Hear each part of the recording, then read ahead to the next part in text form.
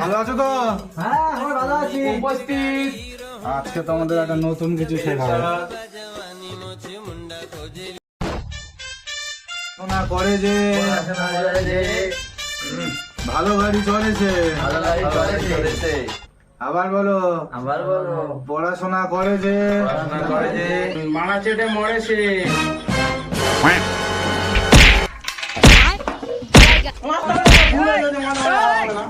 হে প্রভু হে হরি রাম কৃষ্ণ জগন্নাথ। মাস্টারমশাই, আমি একটা কথা বলবো, কিছু মনে করবেন না তো? বলো।